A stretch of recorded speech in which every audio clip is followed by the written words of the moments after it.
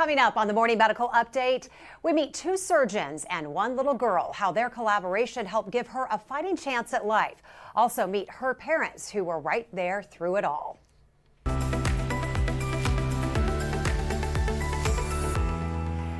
And good morning. It is Tuesday, October 25th. I'm Jessica Lovell. We are live inside the Dolph C. Simons Jr. Family Broadcast Studio this morning. Being told you have cancer or a tumor is tough, but especially for a child and their parents. It is a helpless time relying on the right doctors to know what to do. Get your questions sent in to us this morning. Right there are some links on your screen, or of course you can place them in the chat below. The American Childhood Cancer Organization found childhood cancer rates have been rising slightly for the past few decades, but thanks to major treatment advances, 85% of children with cancer will now survive 5 years or more. This is a huge increase compared to the mid-70s, when the 5-year survival rate was about 58%. The American Childhood Cancer Organization says every day 42 families learn that their child has cancer. At just 2 years old, Kasey Kalivoda has already spent more time in the hospital than most people will ever spend in their lifetime.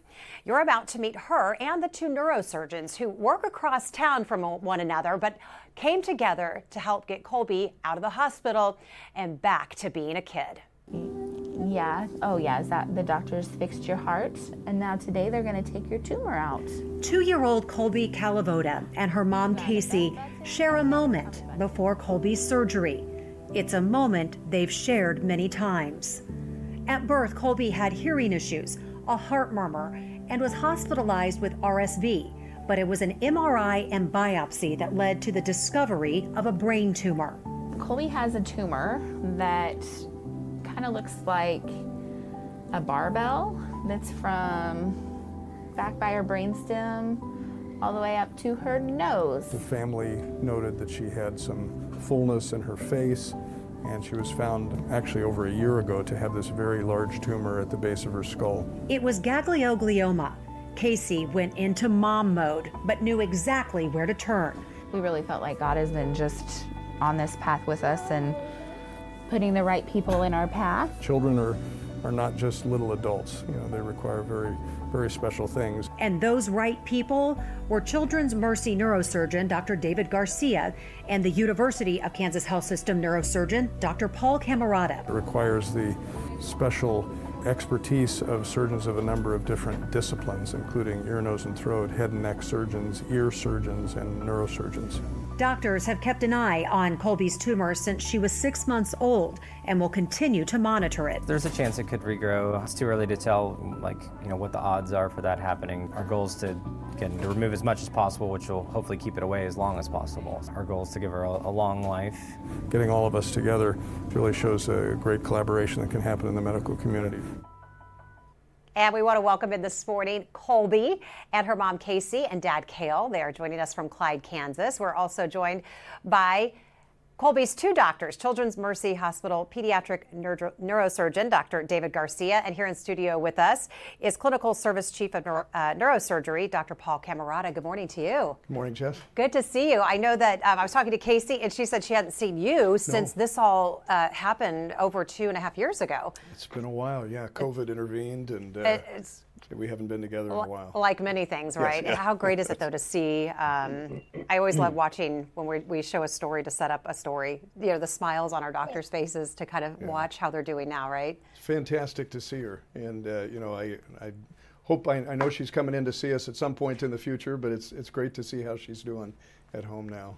All right, so Kasey, Cale, tell us how Kolbie is doing today. Home, I see working on a little schoolwork, maybe. She's actually drawing a picture for Dr. Garcia. Oh, I got to see that. We are going to show that at the end of the show for sure. So get working on that. Mom, how is she doing today? Tell us.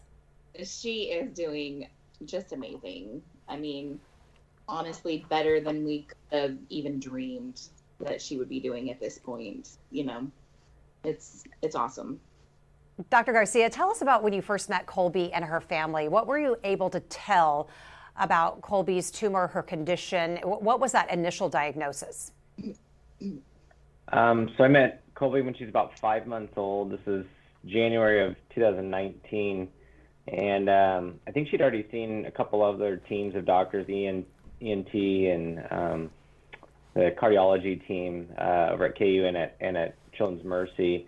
And we knew that there was the tumor there was pretty readily evident on the face, but it went so much deeper than that. And they did a biopsy, and it was a type of tumor that didn't necessarily a very malignant or high grade tumor, but we knew that it was going to be a problem and that needed to be addressed. So, but she was otherwise a pretty normal girl. I mean, she was, she was developing on a normal track. She had a little bit of heart failure, I think, when I first saw her, and she had heart surgery shortly after that. But otherwise, she looked like a normal 5-6 month old girl. Dr. Camerata, what's a ganglioglioma, first of all? Well, it's a type of tumor that is usually benign, that occurs in the nervous system, and it can grow both in the brain and outside the brain in nervous tissues. So we see this in adults. Dr. Garcia, how often do you see this in children? Well, I mean, it's rare. It's a rare type of tumor. It's even more rare where she had it, which is kind of at the skull base and face, and typically you find them up in the higher parts of the brain, and typically they cause seizures. And Kolbie didn't have any of those, and the location wasn't correct for that too. So it was a very unusual presentation of a fairly rare tumor. So, Kasey, this started, though, kind of what tipped you off was you thought that Kolbie was having trouble with her hearing. She wasn't passing the hearing test when she left the hospital at birth. Yes, so when she was born, she did not pass her in screening. And that was kind of what started all of her off. We went to an ENT in Salina, and then on to see Dr. Thedinger at Children's Mercy. And the kind of cool part of the story is that there was a resident with Dr. Thedinger, I'm going to say his name wrong, Dr. Albader, and he actually was on Kolbie's team then later on at Children's Mercy when she was inpatient with RSV. After she got flown to Kansas City with Grandma, he was on her team. And I mean, I guess kind of credit him for noticing that, her eye was not closing as well as it had been when we saw him earlier. And he really pushed, even though she had RSV, he really pushed for her to get a CT scan, get an MRI, and that kind of started it all off. And, we met Dr. Garcia after that, and, they did CT and MRI, angiogram, needle biopsy. And then, kind of like Dr. Garcia said, it came back, it was a ganglioglioma. You Google that and... Yeah, don't worry, I had to Google it too. These big words sometimes that, you don't get introduced to, and certainly not when you have a child under the age of 1 and you're trying to figure out what's going on. A lot of twists and turns in your story, because before you even got to Dr. Garcia and this ganglioglioma, you had, did I do a good job? Fantastic. You were so That's proud right. of me. God, you were like a proud dad. That's or right. something that I Way said to it go. right. Oh my gosh. So, but she had this heart murmur. You said you went in to think she had one thing, and they said, oh, by the way, did you know she had a heart murmur? I mean, how frightening is that? It was really a crazy deal. We started seeing a new primary care physician, Dr. Larson, with Clay Center Family Physicians, and Kolbie and I went in because he wanted to meet us. We were new patients. He listened to her heart, and he kind of looked at me and he's like, did you know she has a heart murmur? And I was like, no.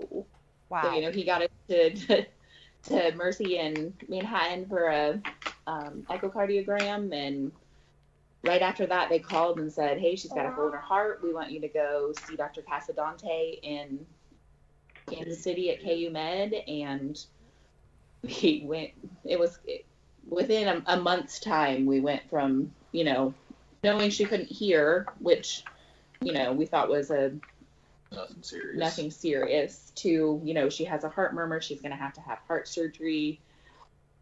A week later, she was, got sick with the with, RSV. yeah, she tested negative for RSV, and then she was so sick, and with her heart, they couldn't tell if they were worried she was having heart failure. Couldn't tell if it was that or the RSV. So she and Grandma Candy have to hop on an airplane to Kansas City, and from there it just kind of, It's like talk about one thing after another, but we talk about that with health sometimes, Dr. Camerata, but not one thing after another when it comes to thinking your infant has a hearing problem. That's frightening.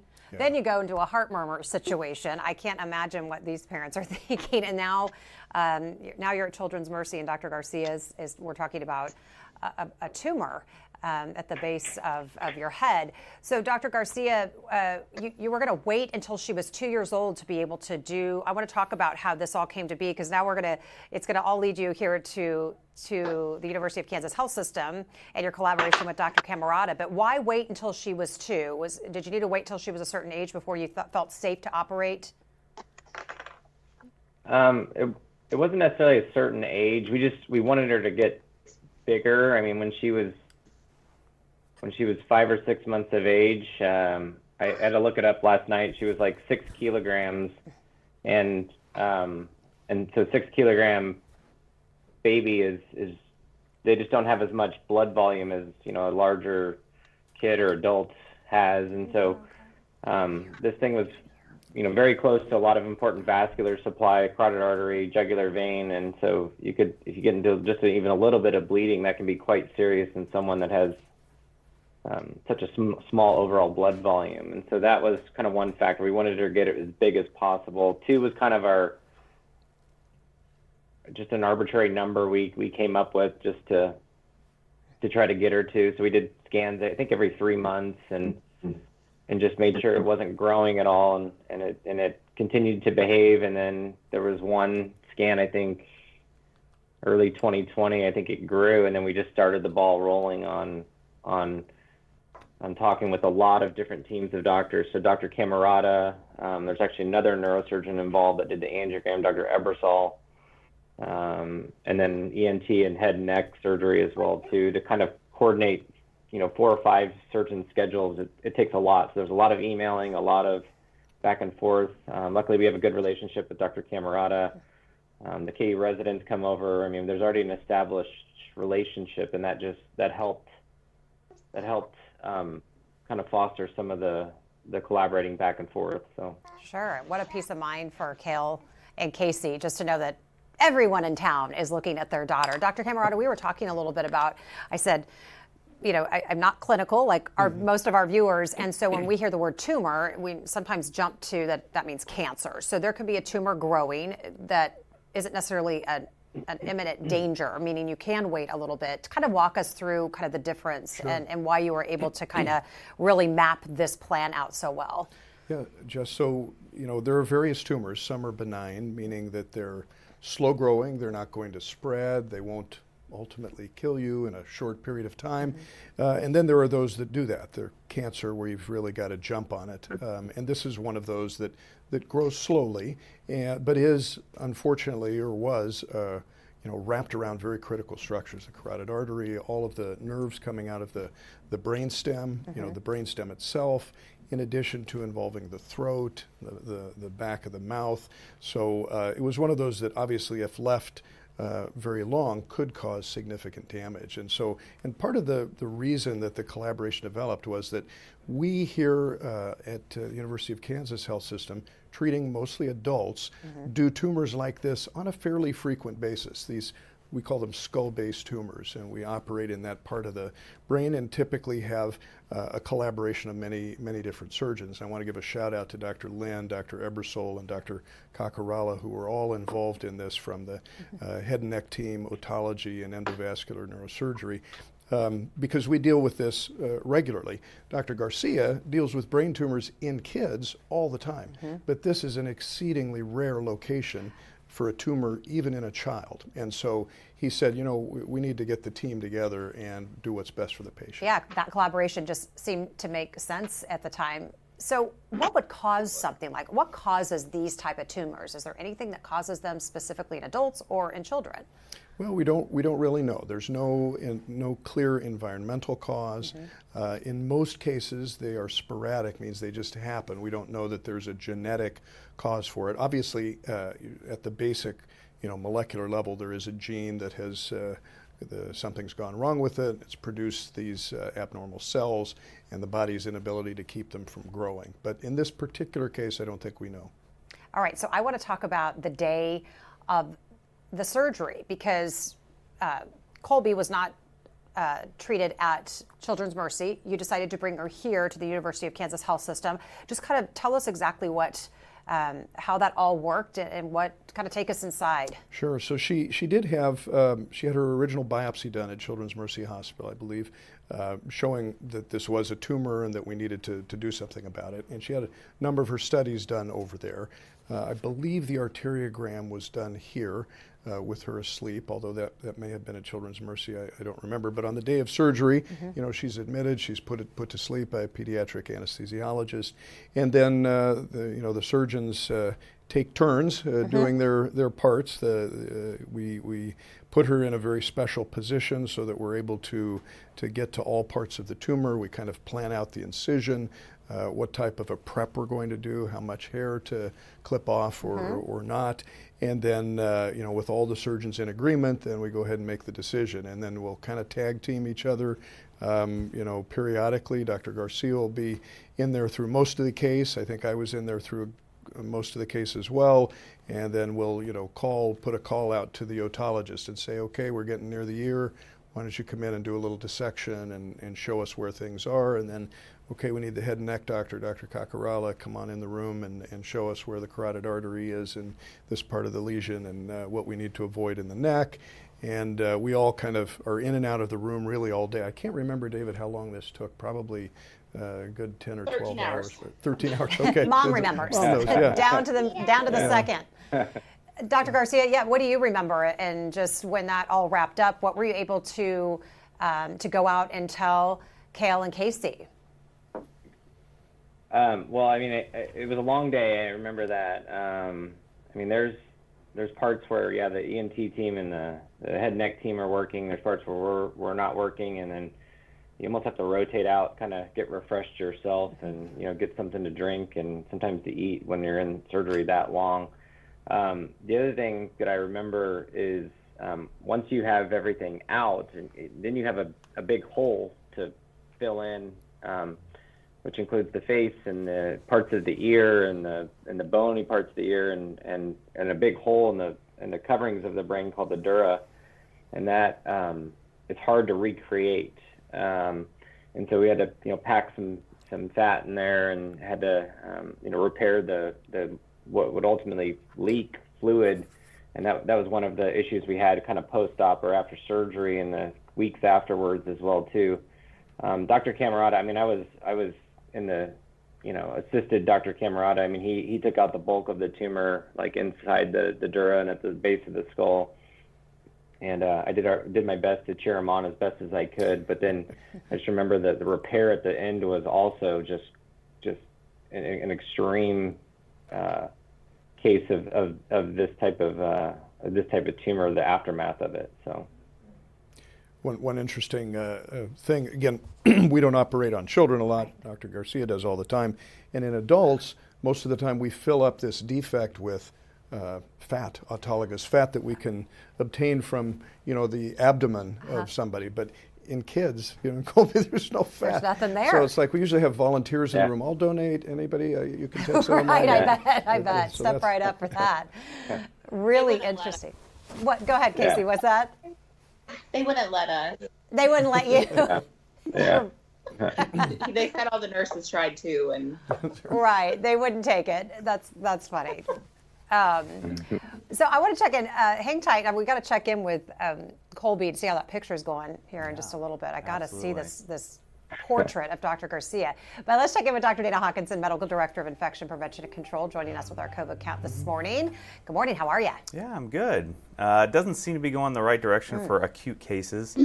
31 in the hospital, 5 in the ICU, 2 on the ventilator, still 21 in that additional recovery period. But unfortunately, the last over the weekend and into today, we've seen an increase in those acute cases. So, what do you make of that? Just is this the not time sure of the year, what's going on. Yeah, I've talked with Amanda Cackler and Lance Williamson, our IPAC nursing leaders.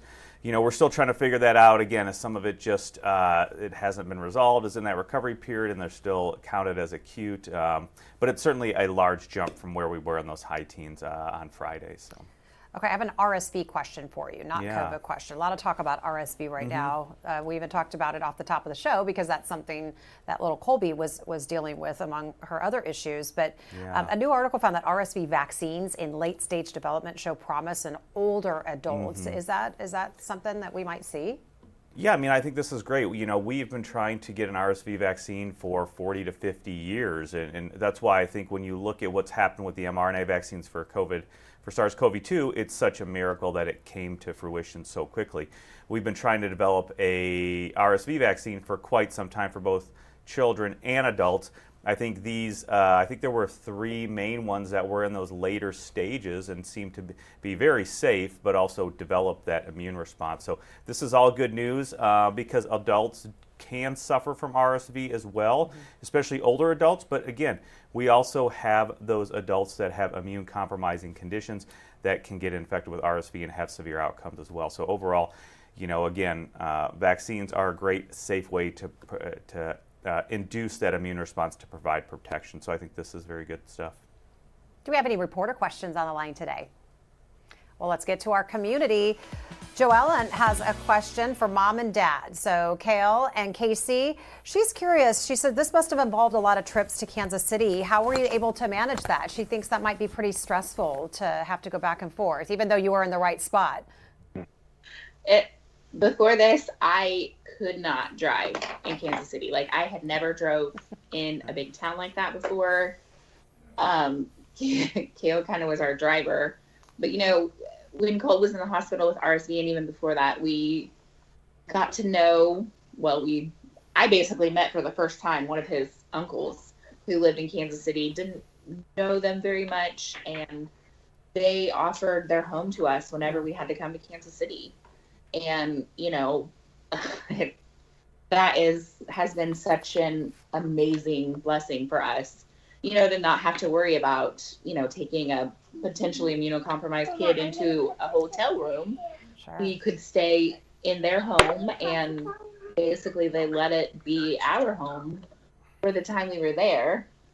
And, there were churches here in our small town that, gave us money for gas, and we had our work. Both were amazing with letting us have time off work. So we were both able to be at all of her doctor's appointments. We were able to be a family through all of this. Yeah. And that was, that made it so much easier than a lot of people who are going through similar situations. We just have one kid. Some of the people we would meet, they'd have 2 children at home with dad, and mom was at the hospital, and they never got to see their siblings. They never got to see their other parent. It's I tough. say all the time, I'm like, if you think you are having a bad day, go and sit in a waiting room at a children's hospital, because you will meet people that are having, that have it way worse than you. And, we met so many people that were just an inspiration to us through the struggles that they had gone through. And, they came out on top. And I think that gave us the hope that, we would too. Dr. Garcia, I bet it's nice to know, though, because you see these parents. I mean, you're working with these small pediatric patients. And actually, that was one of our questions, is this just what it's like for you to do this day in and day out. But I would imagine it's nice for you to see that stress load taken off of your patients' families, and to know that their support and their communities are coming and kind of wrapping their arms around them, right?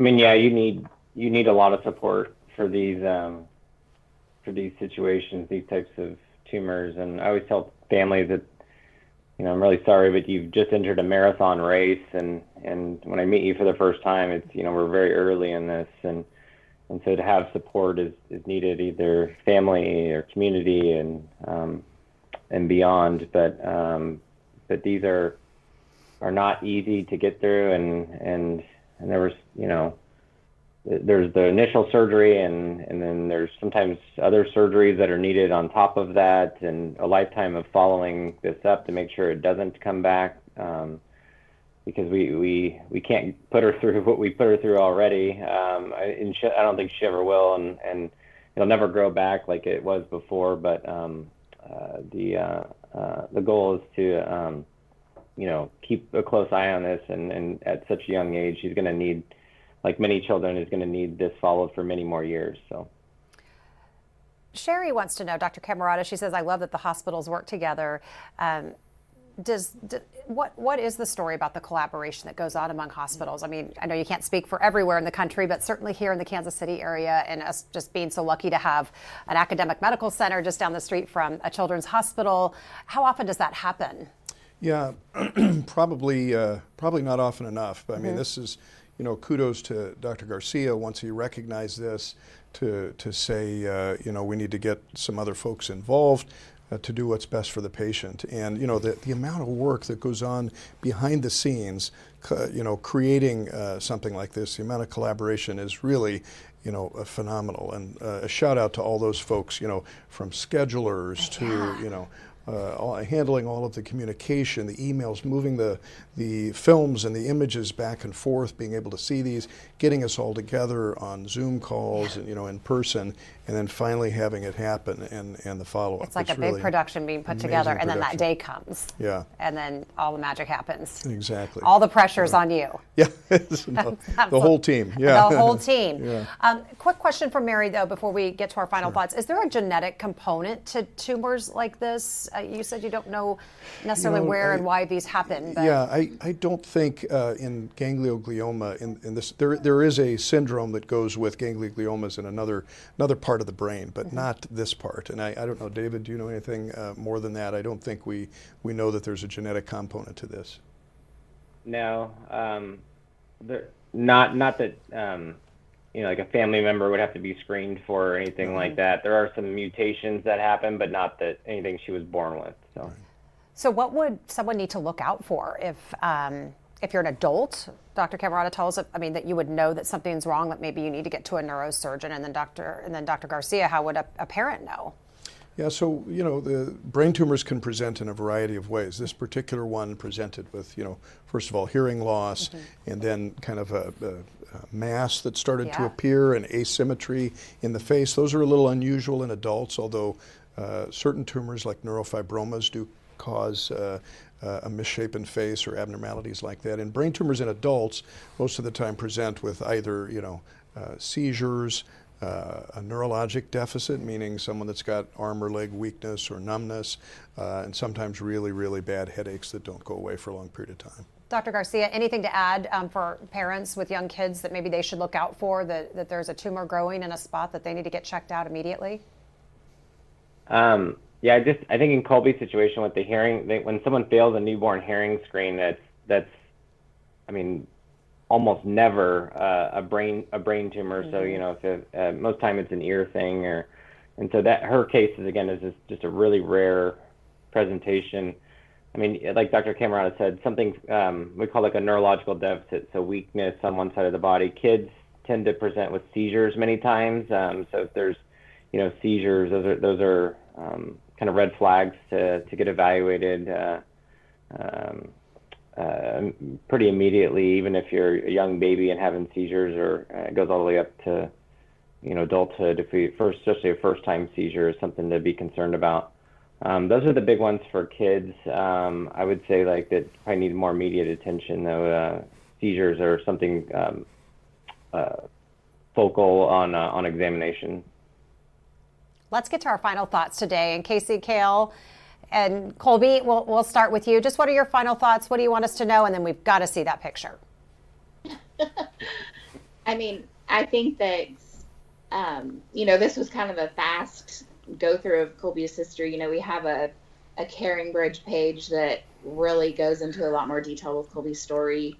It's Caring Bridge / Kolbie Vipants, because that was one of our nicknames for her from when she was born. And I think, one of the most important things is, trusting in God, trusting in His plan, leaning on your family and your friends. We call Kolbie our rock star, and we kind of just took that and ran with it. We call all of her friends and family her fan club, and they have been. The support that we've had through this whole thing has just been amazing. Friends became family, and our family became even closer. And I thank God every day that He sent all of these amazing doctors into our lives. People ask us, how did you get through this? How did you do it? And I think a big part of it is, we, from the very beginning, we trusted our team. We trusted Dr. Garcia. We knew that Dr. Garcia wanted what was best for Kolbie. And we felt like we didn't even have to, we didn't have to make the hard decisions, because we knew that, like Dr. Camerata said, all these teams were working behind the scenes, talking to other people, and, doing what they do every day. And, Dr. Garcia has been a blessing to us. And, like we kind of talked, any of the doctors and surgeons, nurses, anybody, our table is always open to you. Come visit us. It would make them very uncomfortable, but I wish that I could, give them a hug every day Kasey, I know you said if I could give Dr. Garcia a hug every day for the rest of my life, I would.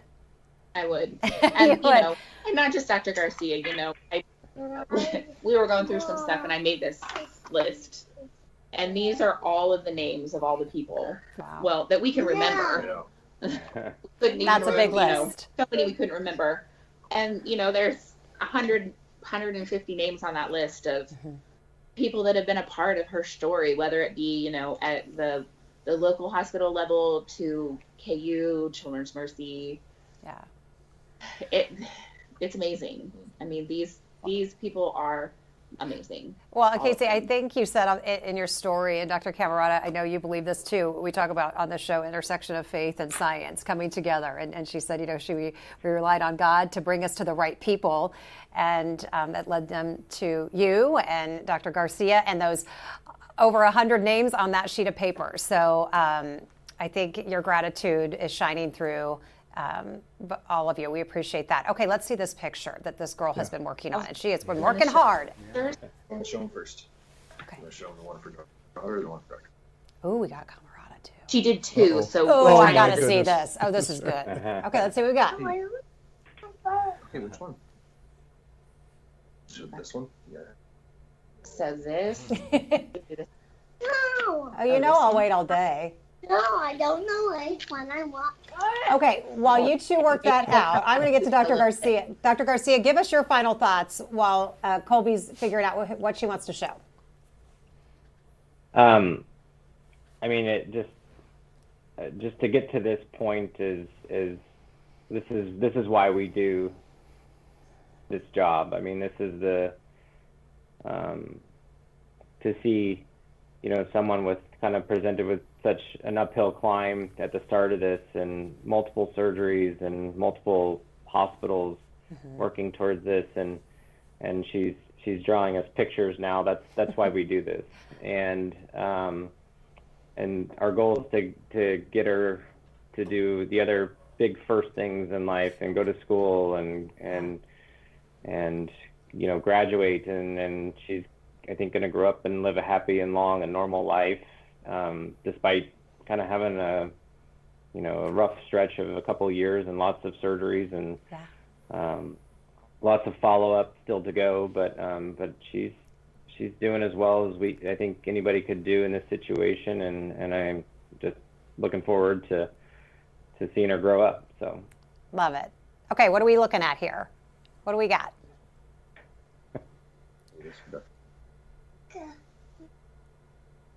Let's say it loud. Dr. Kasey. thank you, sweetie. That's Dr. Camerata? Like move it more towards mom. There we go. There we go. Yeah. Is that Dr. Camerata? Because It looks exactly like him. it's perfect. We did not touch the art part of her brain, obviously. You did not, and I'm Yeah. framing this. This is hanging in your office. This is I love perfect. Love it. I love what you said to Dr. Garcia. It's like this. These are the moments that what those 13-hour surgeries and all that planning comes down to these moments. Dr. Camerata, what's it like though for you? It must be very rewarding, huge success story, and just being able to, like you said, I know you handle adult cases, but to just be a part of this special case, what's this been like for you? Very special. I mean, we're like the carpenters in this. We just go in there and do our work, and it's a day. It's a long day, but we tend not to look at the long history and all of the things that we've affected by that day. And I just, again, the amazing collaboration that happened between these two, outstanding health systems. I think this time we did the right thing. Yeah, nice work. Yeah. Thank you. And always good to see you, Dr. Camerata. Great to see you, Jess. Thank you. Dr. Garcia, thank you for joining us. And Kasey, stay in touch, okay? Absolutely. All right. You are friends of the health system, so come back and see us, and we'll see you soon. Bye, sweetie. Thank you. Oh, I love it. Blow you a kiss right back. Right back. All right, Dr. Hopkins, and you've always got to follow someone great, like a little cute kid like that. Well, I think the health system should auction those two works of art off at I their think next so. event. I think that would be good for everybody. I think we're onto giving to other something. people. So, again, I think we just go back to it's just wonderful working here with these great colleagues and everything that they can do, and the ability to collaborate. Collaborate different health systems is great. Collaboration within the health system, doing it every day. Dr. Camerata and I work together, and it's always really good to be able to do that. So, just an outstanding place to work, and obviously you can see the great people over the course of these shows that we have here, working for you, working for your family, really just to get you home and keep you well and healthy. Well said, Doc Hawk. Thanks so much. And thank you for being with us today. You can catch our updates anytime by logging back onto Facebook, YouTube, and Twitter. Go out, make it a great Tuesday. We'll see you back here for Open Mics tomorrow. More than 25% of adults in both Kansas and Missouri are considered obese. Now, researchers at the University of Kansas Medical Center are working to slim down that problem. Meet a woman who went in for a checkup and found out she had a fatty liver. How this discovery helped turn her health around. Plus, the new ways that could soon be used to fight the obesity epidemic. We'll see you Wednesday at 8. Subscribe to our morning medical update and Open Mics with Dr. Stites podcast. Now, everywhere podcasts are available.